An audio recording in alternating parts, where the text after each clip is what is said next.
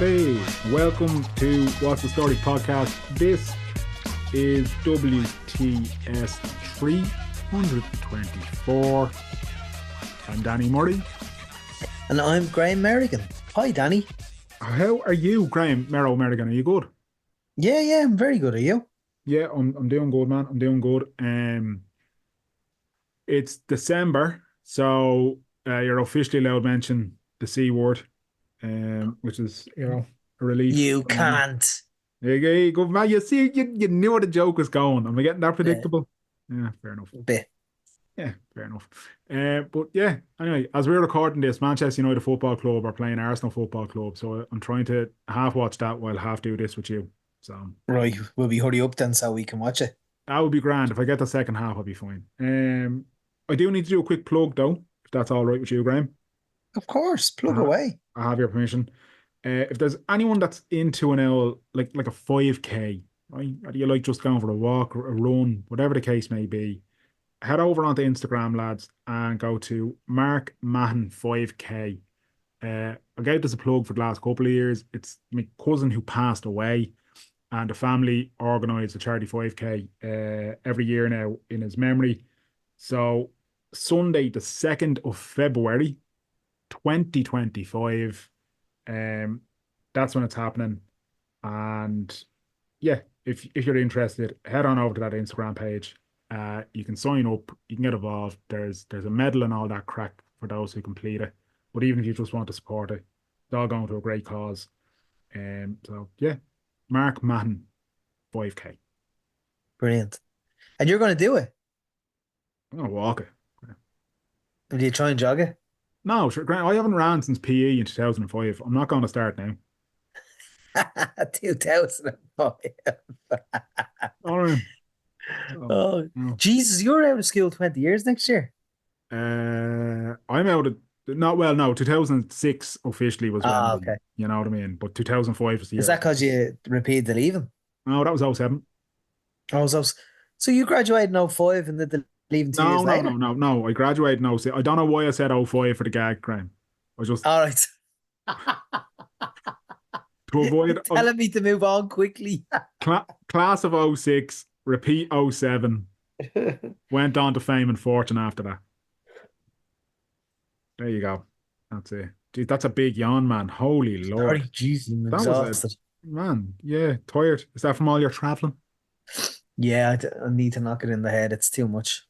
Well, you've one more trip left this side of Christmas? One more trip to Stamford Bridge on the 18th of December. Lovely. And then I'm retiring for a while, although I might go to the playoff.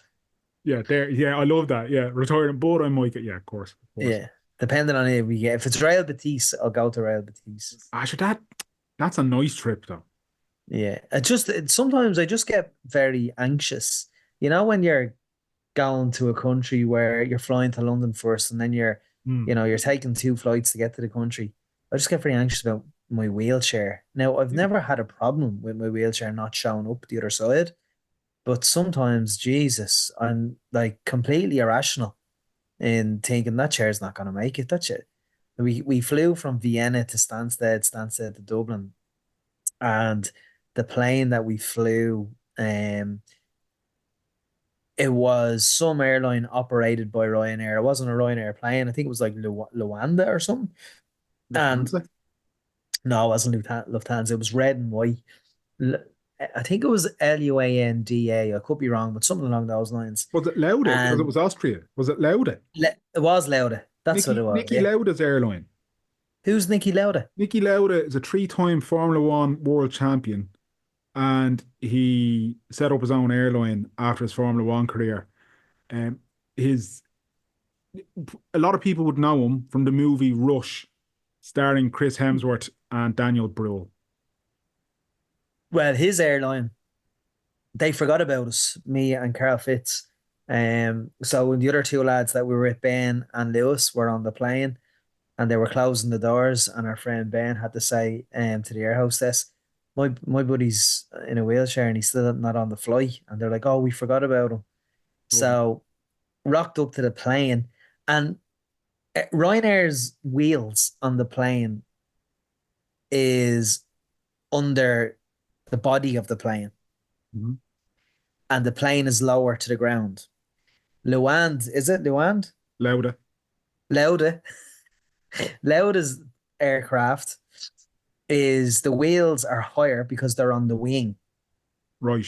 And my point being, when I rock up to a Ryanair flight or any other flight, Aer Lingus or whatever, when I rock up with the assistants, um, the ramp is still out for the baggage to go into the aircraft, and that's where they put my wheelchair. But because they had forgotten about us, we rocked up, and I'm looking down, and there's no ramp, and the doors are huge, so some bloke can't just go here. I'll open it up like they can with a Ryanair or Aer Lingus flight. So I was anxious, and I'm saying to the guy that was assisting me to my seat, I said, "Mate, you always you look after me chair, will you?" Yeah, of course, yeah. And then I was like, "Listen, mate, it's just on my mind, but there's nobody around the aircraft there, and the door seems a bit high just to get the chair in." And he's like, "Mate, it's your right to have your own chair with you. Don't worry, it's going to be there." Do you think I listened to him? I got on the plane. I'm sitting beside Carl Fitz, and I'm like, my chair's not coming. So for an hour and 40 minutes, wherever it was, the journey to London Stansted, I was thinking about, oh my God, they're going to have to push me around in an airport chair, and they're going to have to do this. And how am I going to get the chair to Dublin? How are they going to find the chair? But of course, the chair arrived. But this is long story short, or Short story I long. just short story long. I just get anxious about my chair, but and it's always arrived. But I wish there Luckily, was a better way. I remember flying to Vegas years and years ago, um, with Virgin, and because Ryanair don't use the bridges because yeah. they don't want to spend more money on the bridges. But obviously, Aer Lingus and Virgin and all they use the bridges. So I was flying back from Vegas one year, and I rocked up to I was on the air bridge, and I was either the first or the last to get access to the plane. And the air hostess was lovely. She was talking to us. She was Irish, and I was, as my usual, nervous about the chair. And she's like, "Are you okay?" And I says, "Oh, look," I says, I'd love if my chair could go on the plane because I'm always worried about it." And she goes, "Well, I'll take it on the plane. Do you want me to put it on the plane?"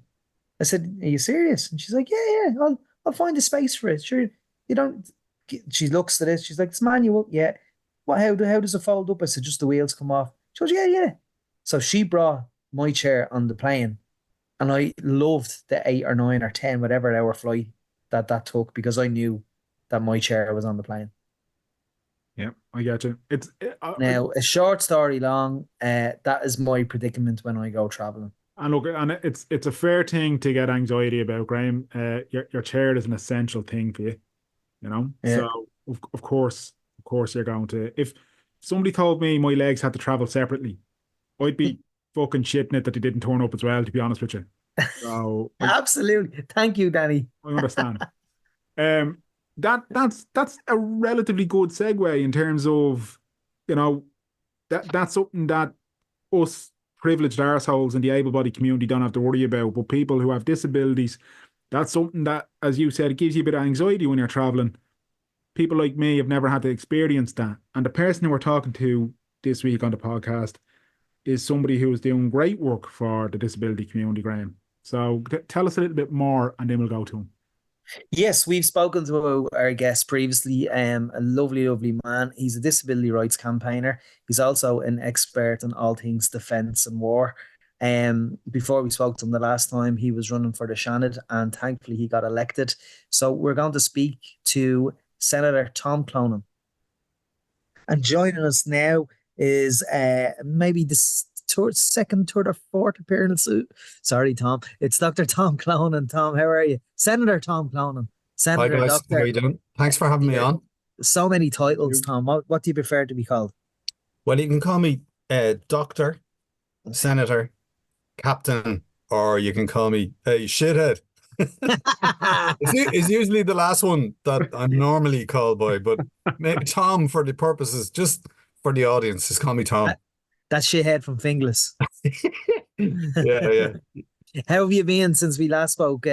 We spoke to you like maybe 2 or 3 weeks before you got elected to the Seanad. How have you been finding the Seanad?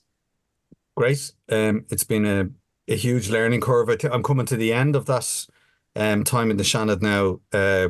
We're up for re-election over Christmas and the New Year. That's when the votes will go out, the postal ballots for Trinity graduates. So we're coming to the end, and it's been a huge learning curve. It's been a great privilege.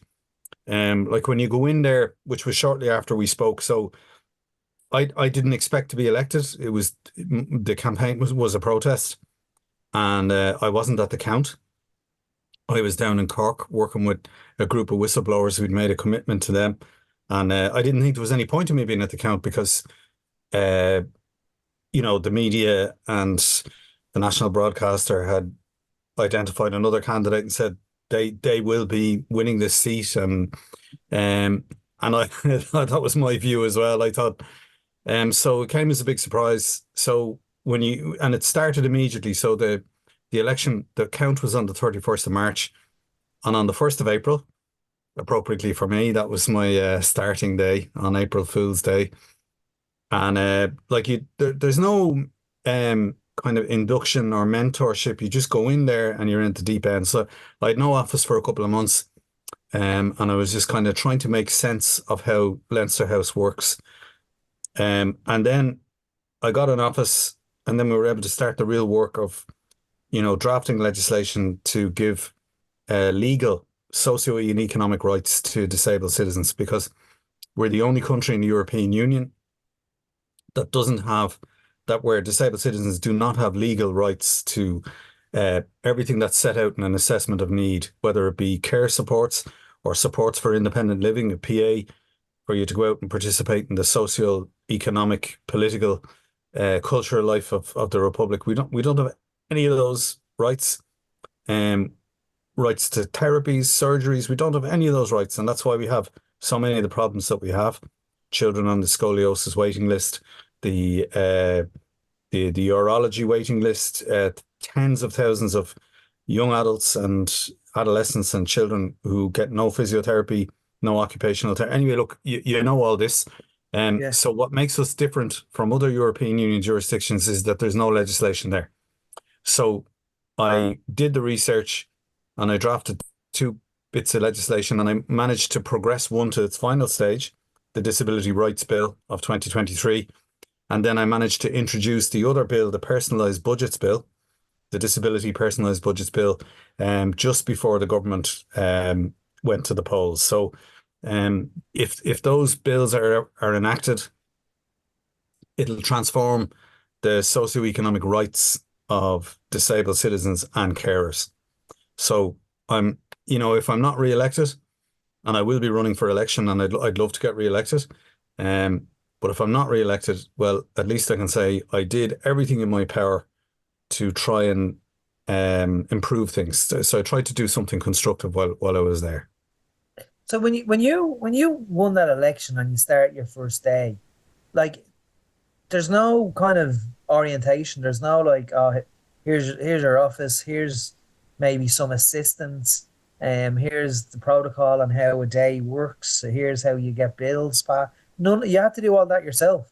Yeah, you got to figure it out. And one of the things that I learned was that people probably don't know is, like, often debates on legislation in the Seanad or the Dáil chamber are happening at exactly the same time that you might have a committee meeting, that you might have people coming into the audiovisual room to give presentations on everything from domestic violence to the situation in Gaza, that you can have three or four things all happening at once.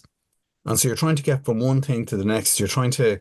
That's why I think often people see footage of the Seanad or the Dáil and they see that a lot of the seats are empty. And that's not because Dáil deputies or senators aren't interested and they're off playing golf or something. It means that they're most likely in committee or at meeting with non-governmental organizations or advocacy or lobby groups, or they're outside at a protest. Like, it's just that it's actually properly bonkers. Now the pace of the place is very frantic, so you have to be really focused and stick to your goals. whatever it is you were elected to do, and you've got to really concentrate and focus on that, and try not to get too distracted into other areas. And there's so many things that are of huge importance, like social and affordable housing, access to health. A lot of our society is broken.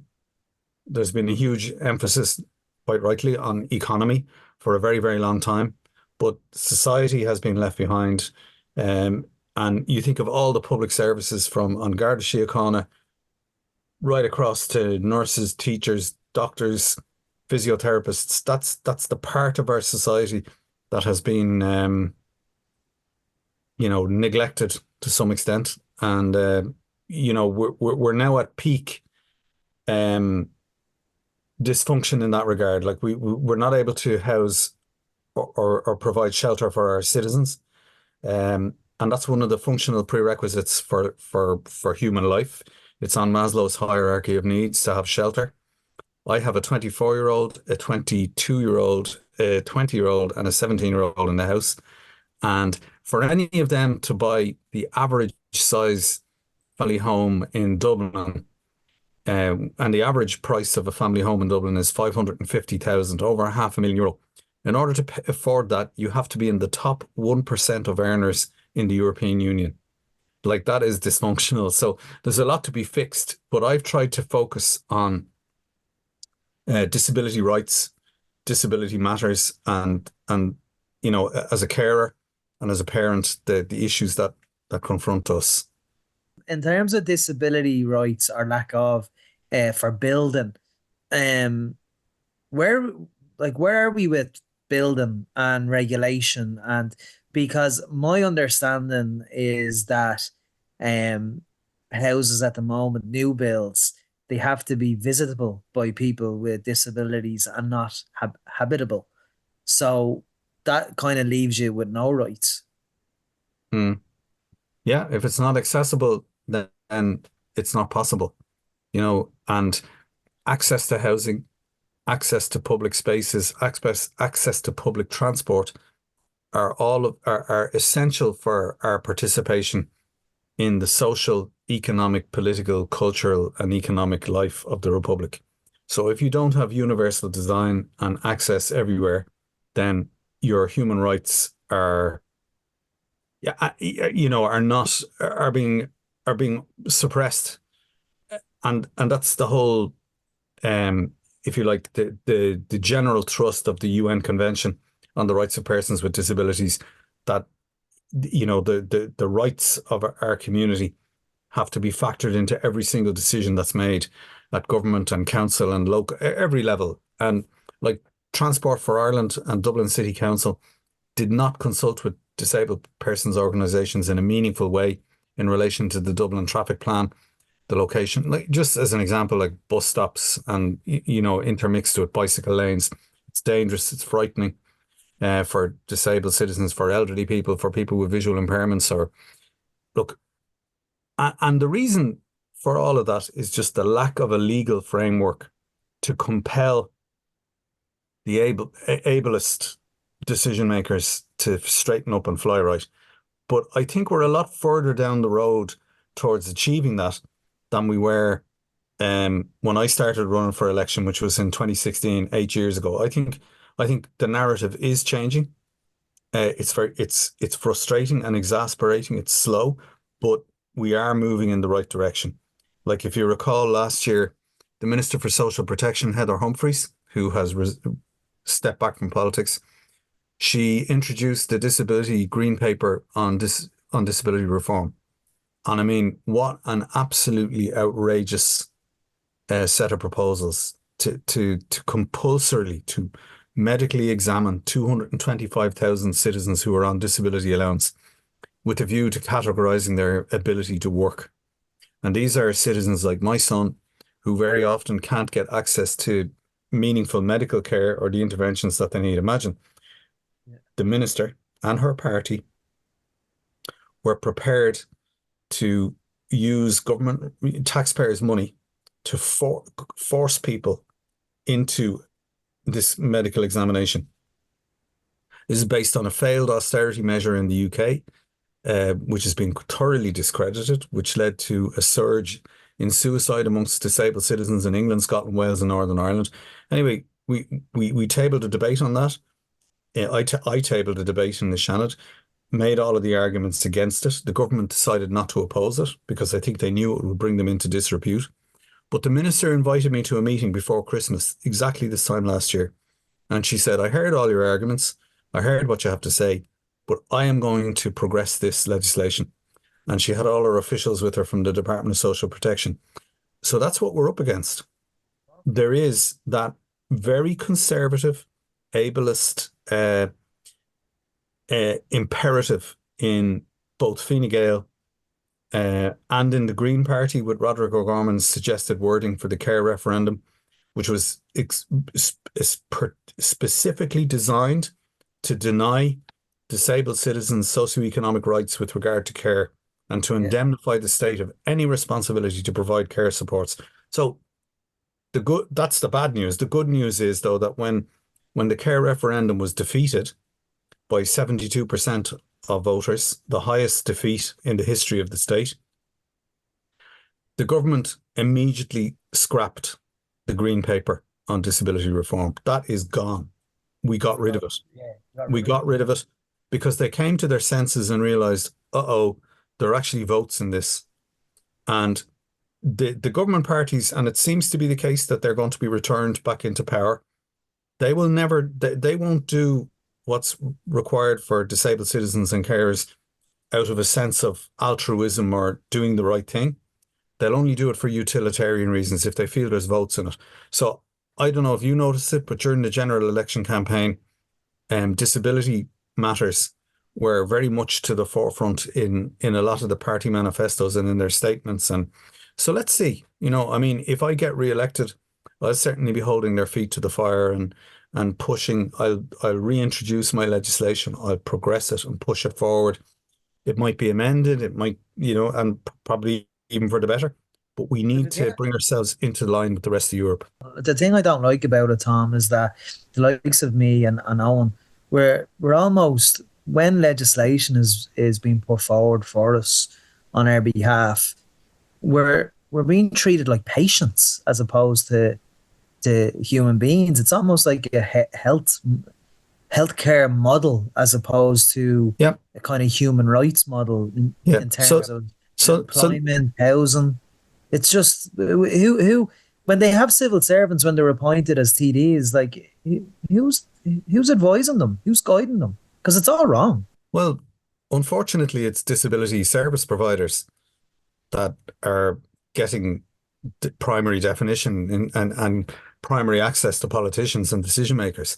Like, it should be disabled persons and disabled persons organisations, but there's a lot of pushback on DPOs, disabled persons organisations, and like the medical model of disability is one that has been in textbooks for 40 years, brought into disrepute.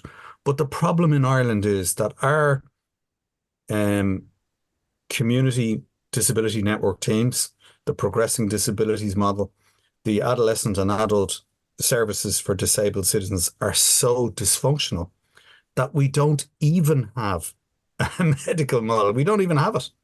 So never mind a social model or a model for citizenship based on human rights. So, and the only thing that will change that is putting in place legislation to compel them to do it, to compel managers in the HSE, to compel managers in the Department of Social Protection, Education, Revenue, to actually do the right thing. It's the only, like, you see, the government has done everything in its power to try and help and assist and support people seeking international protection, people seeking asylum. The only reason why the government has done that is because they're legally obliged to do so by international treaties. If they weren't legally obliged to do it, they would do nothing. They wouldn't lift a finger to help these very vulnerable people. And so I look at, wasn't it amazing during COVID how it was possible to give a PUP payment of €350 a week to every citizen who needed it, how it was possible to mobilize the resources of the state. And did it bankrupt the state? No, the economy actually boomed. So this is in relation to our shared interests in our community. We have to put in place legal rights in order to vindicate the ethical imperatives around all of our concerns, and to have a social model and a model of provision that's based on human rights.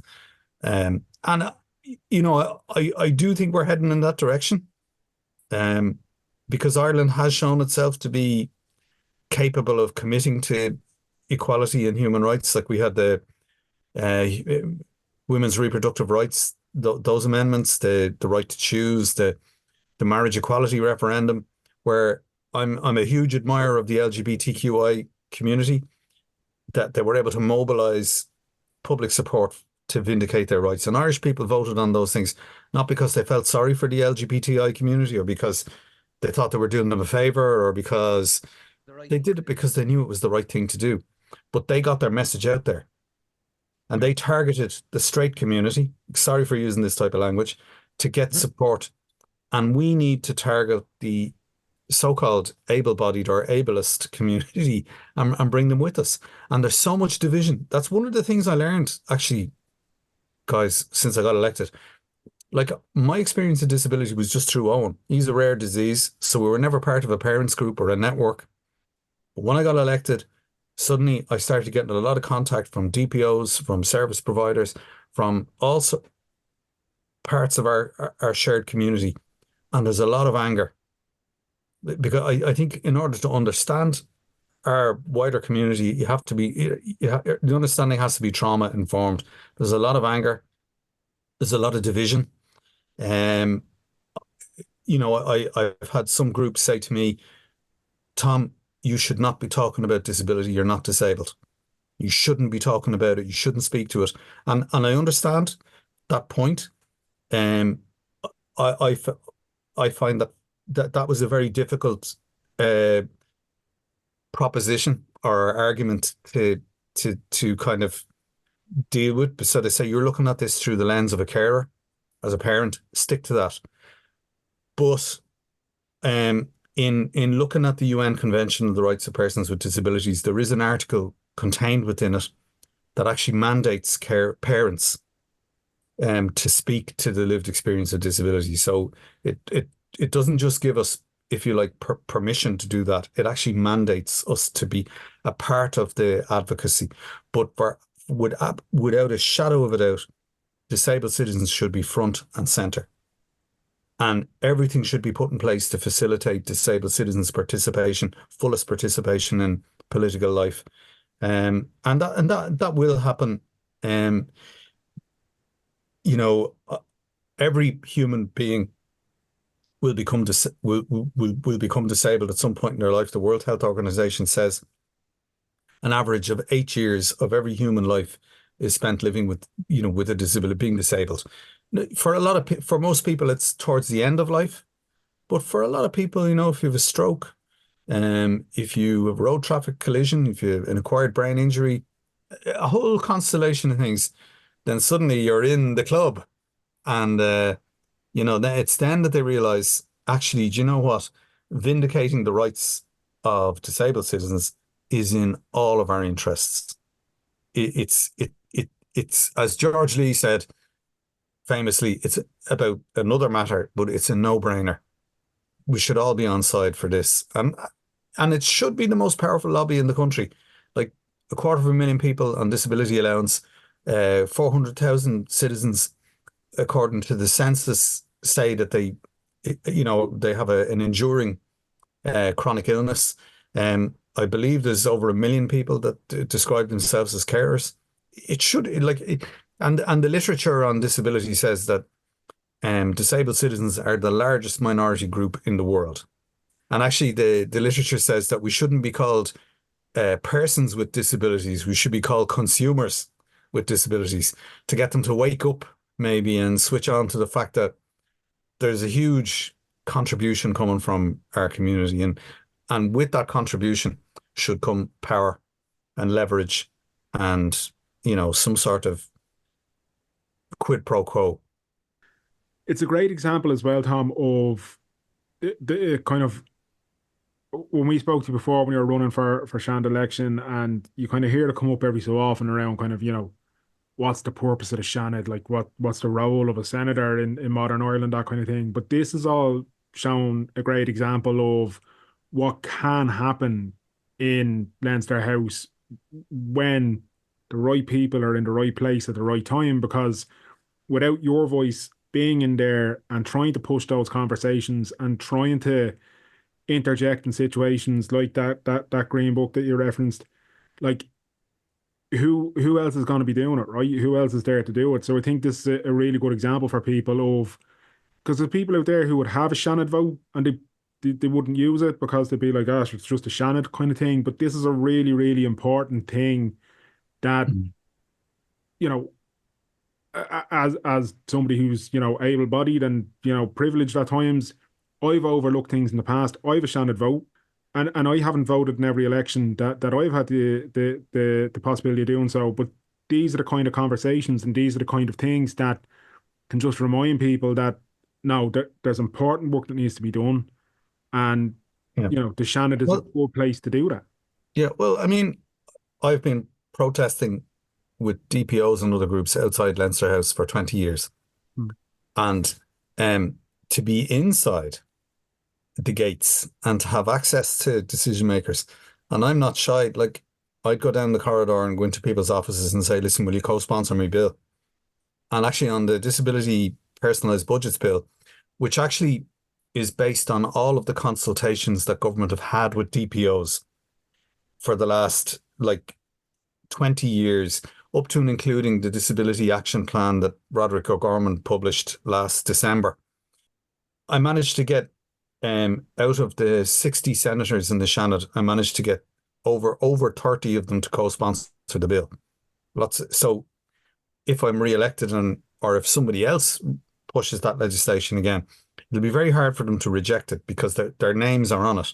Yeah. So, I would have, like yourselves, been skeptical about the Seanad, but in the 2.5 years I've been in there, we stopped the Green Paper, we stopped the care referendum, that wording. We helped persuade the government to fully ratify the UN Convention on the Rights of Persons with Disabilities. And we managed to introduce these bits of legislation. So if I drop dead in the morning or if I'm run over by a bus, those bits of legislation are there. They're in the Bills office. They're published. So anybody can take them up and push them. So it's just like there are people in Leinster House who've been there for over 20 years, or in some cases up to 30 years, who have never introduced legislation, who have never, so it's a huge privilege to be in there. But I think if you're in there, you have to, put your nose to the grindstone and try and do something constructive or positive. Now, I don't want to come across as being, what was I called at the start? Shithead. Like, so one of the things I've learned from being in Leinster House is that the vast majority of TDs and senators in there are very good people who are trying to do something positive for their communities, but in many cases they're controlled by the party system, or they can't necessarily innovate in the way that an independent person can. I don't have to answer to anybody. I don't have to ask permission of anybody.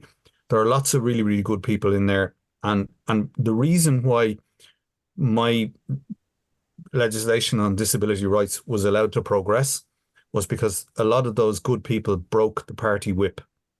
And, I have huge respect for them for doing that. And I'm grateful for them for doing that. But look, I think it is the issue. It is one of the principal issues of the age. I went to see small things like these in the cinema with Cillian Murphy. You go back to the 1980s and you see the cruelty towards women and girls and children, and you kind of come out of the cinema and say, well, thank God, we're back in 2024. Wow, what wasn't Ireland a really cruel place? But you and I know that cruelty and that dynamic dynamic is still alive and kicking in Ireland today when it comes to disabled citizens. I actually voted to keep the Seanad, and I remember my dad asking me why, and I remember answering saying because I want the TDs to be someone to watch them. I don't trust them, so like it sounds like it's worked in that sense in certain bills, certain proposals. Um, you've obviously because you've got such constructive work done over the last couple of years, you've obviously enjoyed it. Yeah, no, yeah, it's been therapeutic because when you're worried all the time and when you're fearful about certain things, um, if you feel that you can go in and make a contribution to helping other people in that regard, then it gives you a sense of kind of some sort of control, and so it's been good for my mental health. But I think, um, you know, if anyone is going to take that step and put themselves forward for election, they should really have one or two objectives for themselves, and I'm sure they do. All of them do, that they want to get over the line. It's not it's for the people. It's the people's house, and it shouldn't be about political parties and who gets what job or who gets promoted, or it's about the people. That's what it's Yeah. for. And in And I, fairness to TDs and senators, the vast majority of them, that's their focus. But there is a kind of a bit of a tribal culture with the political parties. It can be a little bit kind of like gangs of New York, where there's a little bit of sort of rivalry going on, but like that energy should be just focused on how do we serve the people? Because absolutely. we're not in charge of anything. Ministers are not in charge of their department. They're not in charge of you or I or anybody. They're there to serve. Yeah. They're there to serve the people. Tom, can I ask you in terms of we just passed the general election, um, can I ask you out of all kind of the political parties and their manifestos, and I know I'm going to call out the Social Democrats because they had a red line, and they said, which this kind of impressed me because it was always front and center of the debate, where their red line was a senior minister for disability. Um, that kind of led me to give them a preference. Um, but I'm just from your point of view, was there any party that stood out with their language to enhance people with disabilities, if it like in terms of voting and in terms of their manifesto? And was there any party that you were left disappointed that you know they didn't do much? Because now, granted, in the last general election in 2020, I read all of their manifestos. It was very time consuming. I was very disappointed with Fianna Fáil, Fine Gael in 2020. Also very disappointed with the Green Party. Um, I was impressed in 2020 actually with the Social Democrats, People Before Profit and Sinn Féin. They all had enough literature for me to kind of say, right, well, they make me feel seen here. And particularly with Social Democrats this round, they made me feel seen because of their red line. How did that process feel for you and Owen?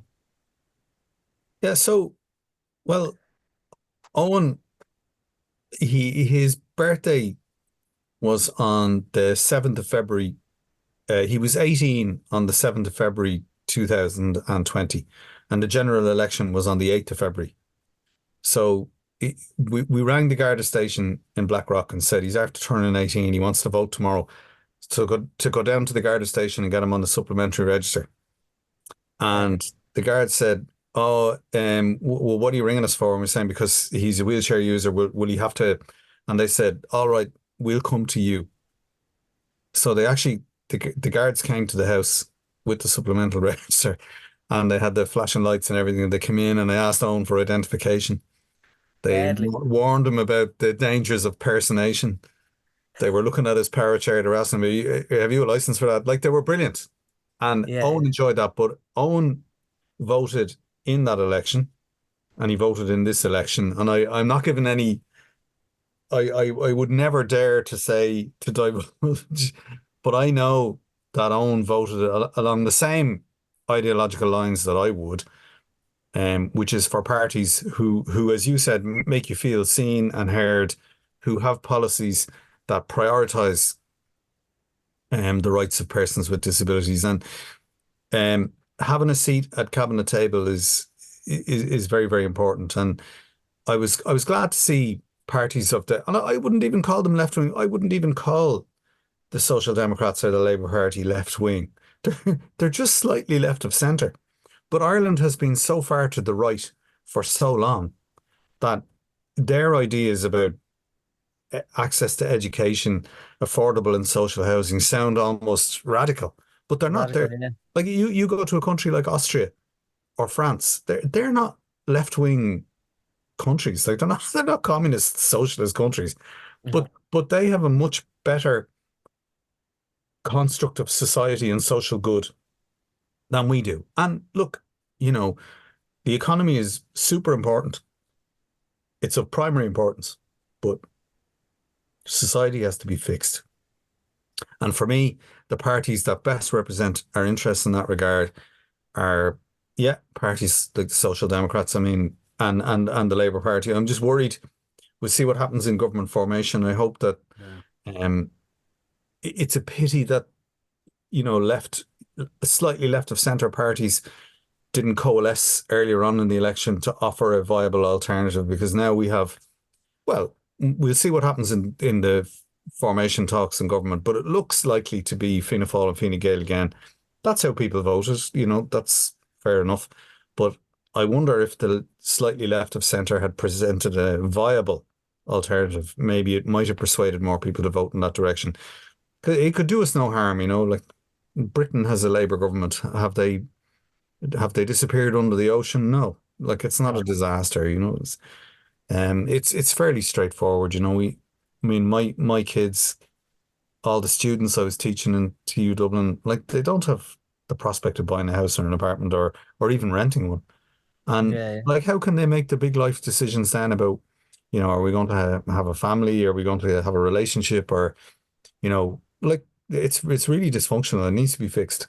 And certainly there's nothing to suggest, if you look at past behavior being the best indicator of future behavior, there's nothing to suggest that the main legacy parties will treat this like the emergency it is. No, no. No. There's an awful lot in it that what's that? The definition of insanity is doing the same thing over and over and expecting a different result. And here we are again on the merry-go-round of a government involving Fine Gael, Fianna Fáil. Like, it's Yeah. Well, you know. we'll see what happens. You never know. Well, look, we can live in hope. We can live in hope. And I suppose to try and put positive on that, the argument that's being made, I guess, is political stability.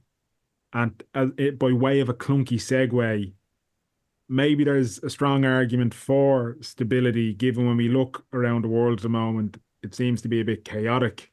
I can ask you to put on your captain's hat for a minute, Tom, and your expertise in terms of security and global issues like that. What do you make of the global scene at the minute? Just, Well, things are very uh, destabilized at the moment. The rules-based order, the international law-based order, is being seriously challenged by all sorts of major state actors. Like, there's no doubt about it that Netanyahu's actions in Gaza are genocidal. If you just simply look at the international laws of armed conflict, he's in the Israeli Defense Forces are in breach of the Geneva Conventions and international law. They're committing war crimes by definition. They were doing the same in Lebanon. Hezbollah are committing war crimes openly. Hamas, in their October 7th attack, are committing war crimes of the most obscene nature. So, but it's no longer hidden. It's out in the open now. And that's what makes me fearful. Vladimir Putin's criminal invasion of Ukraine, where they target civilians and civilian infrastructure. These are all breaches of international law. Nobody's trying to conceal that anymore. Genocide, war crimes are now fully out in the open. And I think that's a very dangerous precedent in the 21st century, because it means that in conflicts of the future, the coming conflicts, the civilian population has become, whether people understand this or not, a de facto target. Their people are now the target, not the military, but actual people, the civilian population. And even in World War II, in the middle of the last century, the international community were so horrified by what had happened in World War II with ethnic cleansing and the Holocaust that they set up the big international agencies like and drafted international law in the hope that we wouldn't do this. That there's a serious attempt now to challenge that. Very disappointed in the United States' unwillingness to be the moral authority that it should be. We certainly won't get that moral leadership or ethical sort of example from Beijing or from Moscow or from Tehran. We won't get it.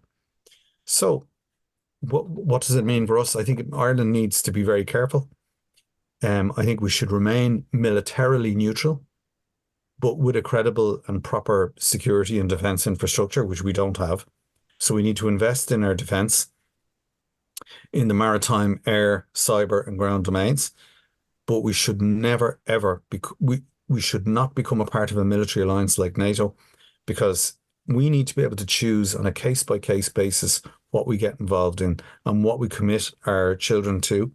And I hear a lot of academics who have never heard a shot fired in anger, who've never been in a conflict zone, and who will never, ever serve in uniform, very, very proactively promote the idea that we should join a military alliance. And I think they should be ashamed of themselves. I think, to be honest with you, in many cases, it's kind of, I think they may have masculinity issues, some of them. But it's with the Taoiseach's what was the consultative forum on neutrality and defence, which was not a consultative forum. Yeah, people could not put in an expression of interest to speak to it. It was a highly curated, handpicked group of people. Anyway, the government knows that the Irish people favour military neutrality. We do get involved militarily in conflicts where there's a compelling human rights component. We have sent troops to Kosovo to participate in NATO-led missions. We've sent troops even to Afghanistan. We've sent troops to all sorts of conflicts. And we can do that as a militarily neutral nation. But if we become militarily aligned, we no longer have any choice. And Ireland should be a voice for international peace. And I know people think, well, Ireland is so small, what role can we play? But we brokered an international ban on cluster munitions in Croke Park back in the noughties. We had a major role in the strategic arms limitation talks to reduce the number of nuclear weapons. We are an independent voice for peace and for conflict resolution, and we should be proud of that and not be pressurized. And people using Ukraine as a pretext for accelerating the idea that we need to join a military alliance. During the Cold War in the 80s and the 70s, there were Russian troops in many European capitals with nuclear missiles pointed at all of our capitals. There was no suggestion then that we should join a military alliance. Well, why now? So I would just be very suspicious about the motives of academics, certain academics, and key opinion leaders. Now I see some economists beginning to weigh in on this, who should actually just stay in their lane, who are commenting on military matters and saying we need to join a military alliance. And that's purely because they see R&D, investment, munitions production as some sort of a key economic indicator, and it's shameful, really, and very short-sighted. Yeah, I mean, like I love cake, but I haven't got a clue how to bake them, so I'm not going to be writing any cookbooks anytime soon. You know what I mean? That Mm. it's alarming when people start to weigh into these things and present opinion as fact or opinion as anything other than that. When you said there about investment in our maritime and our air and that kind of thing, like every year we seem to get a couple of stories where, you know, I'll use Russia as the example because that's the one that's coming to mind where, you know, Russia either breaches our airspace or they come into our waters and, you know, the story is kind of like the major cable infrastructure, internet, all that kind of stuff. If if we can't defend that, we're relying on colleagues in the EU, colleagues in the UK to support kind of air defense of that. That's a very vulnerable position to be in. Is that something that's being talked about seriously, or is it something that's kind of being put on the long finger and just hope it never comes to it? Well, so there is a formal arrangement between the Department of Defence and the Ministry of Defence in the UK for the Royal Air Force to patrol our airspace. And I think that's so we're getting that protection for free. We're making no contribution as taxpayers to that. But it undermines our sovereignty and it undermines our military neutrality. And I think we should be doing that for ourselves. And, you know, we are a global digital economy. We have over 50 data centers in the Republic that hold over 1/3 of Europe's data in Ireland, in our data centers. That's the new gold, data. And we're the only country in the European Union that doesn't have a proper cyber security infrastructure. So we're very vulnerable in that regard. Those transatlantic fiber optic cables that go along the ocean floor, 1/3 of the world's internet traffic goes through those. A lot of them come ashore in Ireland, and the other continental cables actually come through our waters and then go off the Atlantic shelf into the deep ocean and go to the United States. And that's where the Russian Black Sea Fleet was in the summer of 23. They were off the southwest coast, just where the cables drop off. So that was the Russians saying, not to us, but to the European Union, hey, look, guys, we found Europe's back door or Europe's weakest link. And we should be able to protect that infrastructure. And also, Ireland is expected to be the Saudi Arabia of wind power.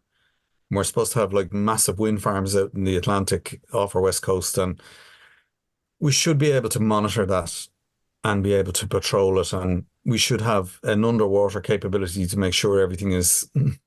I mean, you can't prevent an attack, but you know, to be able to at least understand, not to have to rely on our European partners to do that for us.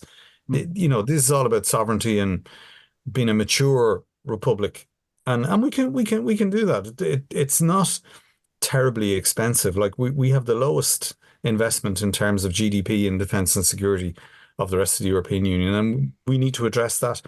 But I think the most important thing, the starting point, is to pay our sailors, soldiers, and aircrew a proper living wage, and to give them a proper pension. The government messed around with their pensions back in 2013, you know, during the financial crash. And, you know, it's very hard to attract people into defence forces and to keep them there for that reason. In terms of the conflicts going on around the world, like we have obviously Russia's invasion of Ukraine, we have Israel's genocide in Palestine. I've seen in the news in the last 2, 3 days, we've South Korea unstable at the moment. We've China and Taiwan unstable at the moment. Is there any good news? Like like we always see agreements, you know, treaties that will end all these type of conflict or instability. Are we close to any of that with, say, Ukraine and Russia? Well, I mean, okay, to be just devil's advocate here, Russia's operation against Ukraine has been appalling. It's a criminal invasion. There are suggestions that up to 500,000 Russian troops have been either killed or seriously injured in that conflict. Now, if you think back to the Soviet Union's occupation of Afghanistan, they were there for 10 years. And in that time, they lost 15,000 troops. And for the Soviet Union, that was like Vietnam. And Russian mothers and mothers across the republics of the Soviet Union protested and actually forced the Politburo out of Afghanistan. If you think that Russia has now lost almost 500,000 people dead or very seriously injured in just 3 years in Ukraine, That's mental. It tells us, though, that the Russian military, it's not the Red Army. In 3 years, they have only been able to peck away at the existing lines of control in Donetsk and Luhansk. They haven't arrived at the Baltic states. They haven't arrived at the gates of Warsaw or Berlin. So in some respects, I think Putin's experience in Ukraine, and that will eventually be settled with some sort of an agreement. And I can't comment on that. That's a matter for President Zelensky and the Ukrainian people, but it will eventually be resolved. And I think Russia will think long and hard before it uses or attempts to use military force as an instrument of foreign policy. They will, however, continue to use grey zone operations because the conventional military thing has proven very costly and not really working. So that's going to accelerate their non-conventional means, like, the asymmetrical warfare, cyber attacks, all sorts of other things. And so what I think is going to happen in Europe is that we're going to see a return to kind of Cold War levels of spending on defence. And that's a terrible pity, because wouldn't it be great if we could spend that money on climate measures and, all the good things that we need to do. But unfortunately, I think that's the situation we're going to be shoehorned into because of Vladimir Putin. China, as a military threat, China's biggest challenge is its own population and trying to manage their expectations and the challenges that climate change are going to bring them. International Islamic resistance, I would be concerned because of the appalling acts of genocide perpetrated by Israel and supported by the United States and many of our European allies. I think we will face a reckoning in that regard, whether it means a return to terrorism of the type that we saw during the Islamic State period and before that, Al-Qaeda and other groups. So, again, countries like Ireland have a role to play in trying to promote peace and reconciliation in the aftermath of what's happened. But I suppose to answer your question, the current trajectory is very, very negative. It's very worrying. But I don't think it's going to continue indefinitely into nuclear war. I don't think that's going to happen. I think it's going to bog down. We'll get into a Cold War situation. And then hopefully at some point down the line, with the overarching climate crisis, that you'll see people start to come together. And also, in our lifetimes, well, in your lifetime, maybe not in mine, like I'm nearly 60, but within your lifetime, we're going to see the human population begin to drop for the first time in human history because of women's access to reproductive rights internationally and access to contraception and the right to choose. And we will see in our lifetime the beginning of that drop. And over a couple of generations, then we'll see some of the pressure come off the main causes of climate change. So I hope I'm being coming out at the end of this being a little bit more optimistic. I think we will survive the short and medium term shocks posed by conflict, and I think we will overcome the long term challenges posed by climate change. But that will only be when things get so bad that we've no choice but to do it. It was a good point to end on. Yeah, it's like the end of the world, but not really, kind of, Yeah, exactly. The end of the world, but not as we know it. It's grand. We're going back to the Cold War. It's grand. Yeah. Well, it's better than mutually assured destruction, Yeah, absolutely. Mutually assured destruction. I love it. It also and I think it was Barack Obama who said, 100 years of unending chronic sort of problems is better than even 1 hour of war. And I'd agree with him on that. You know, as long as we keep talking, even if we're shouting at each other, it's better than war. It's better than killing people. Absolutely. Yeah. Absolutely, yeah. And look, if the Cold War gave us that to look forward to, it's a couple of decent spy novels. So there is that as well, you know. and good music as well. That period produced a lot of really good music and art and artists, you know. Very fair, very fair. Dr. Tom Clonan, as always, it's great chatting to you. We really, really appreciate your time. Congratulations on all the achievements and work done in your first term in the Seanad, and we wish you nothing but success for what will hopefully be your second term in there. And can I be a shameless politician and just say, look, over Christmas and New Year, if you know any Trinity graduates, neighbours, family members, colleagues, just ask them, look, give your man Clonan a vote. Absolutely. Absolutely. And you should know a Trinity graduate because they'll tell you quick enough. So yeah, how do you know Trinity graduates? They'll tell you. They're normal people. They're normal people. Yeah. Absolutely. I'll be campaigning for you on all my social media channels. When is the Seanad vote? So the ballot papers will be in people's houses over Christmas and New Year. They'll be posted out to Trinity graduates. There's 75,000 of them all over the country. They'll arrive out over Christmas and they have until kind of like the middle of January to get them to post them back in. Very good. Brilliant. Brilliant. Well, we wish you nothing but the best with that one. Thanks very much. We'll be chatting to you again soon. All right, Tom, thanks so much as always, and best of luck. Thanks very much, guys. Take care. Brilliant chat there, and a huge thank you to Dr. Senator Captain Shithead Tom Clonan, as he so aptly put it himself. I would never dare to actually call him the last of those. What a guy. But yeah, absolutely. Doing great things for the disabled community in the Seanad. Yeah, and always a gentleman whenever we've had the opportunity to talk to him. So yeah, brilliant. Jeez, I hope he gets re-elected. That's it. That's it. As he said, anyone who knows anyone who has a Trinity vote in the Seanad, Tom Clonan, numero uno, folks. Absolutely. Mera, we'll wrap it up there because we had a short story long in the intro, so there's no need to do anything with the intro.